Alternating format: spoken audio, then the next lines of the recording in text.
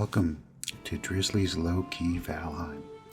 This is Swimming Course 102, planning your route. Let's say you wanted to get to that rock out there. There's a couple ways you could do it. You could swim from that rock up ahead to the rocks over there. Obviously, that would be the shorter route. Got it. When you're watching your route, avoid things that want to attack. You can't stay myopically focused like I did. Now, obviously, this way is closer, but you can also see two shallow sandbars going out there, and that sometimes will be the better route. In this case, it's probably a 50-50 wash, but I want to demonstrate something to you about that. Look how deep the water is here and how steep the sides are. You could get a running start and swim straight over there. But I want to try this other way and get your stamina up. It looks like a raspberry and a fresh bit of honey is going to give you 105 stamina. And I don't have a real high swim skill, but I probably have a higher one than you do. But so you can walk out this far. That's great. And then we start floating. The water goes up and down. We start floating. Our stamina stops dropping. Right? So we're just comfortably floating here. So you could wait for the waves to bring you up and down and touch your feet. Or you can swim to a rock and get your feet on it, and look, your stamina came up as high as it can go, back up to 105. Swimming along, following the shallow stuff. You might have been able to get your feet down on that rock. I don't know, there's a fish. A couple fish. If only we had a fishing pole, but we don't yet.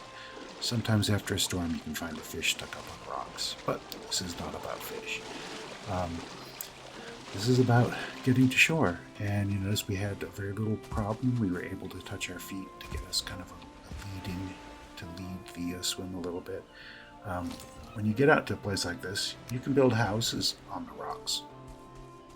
You can place a crafting bench out here, and then you can actually build things. So I'm just going to put a stick out. You can actually build things, and I would recommend some stakes like this if you're going to build, because during storms the water washes over the rocks, and you don't want it to, wake you up if you're trying to sleep, I guess. So if you build out here, I'm going to just recommend that you use some stilts on your home, and through trial and error you'll find out how high you should put them.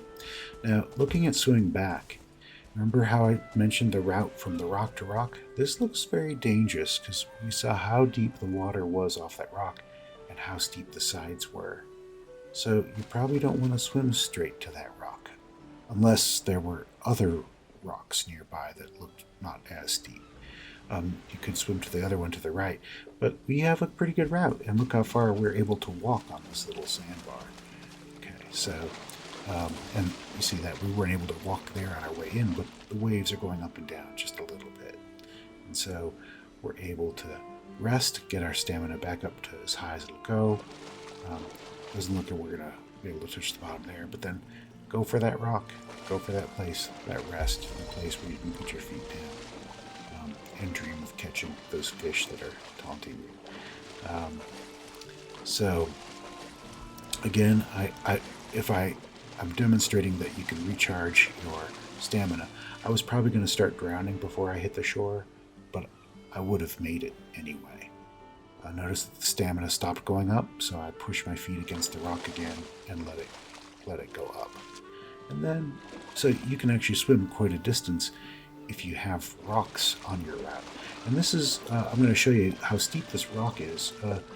You can't get up it. I'm trying to get up it. You can't get up that. So if you had swam to that without the respite of a rock in a shallow area, you might have died before you got out of there.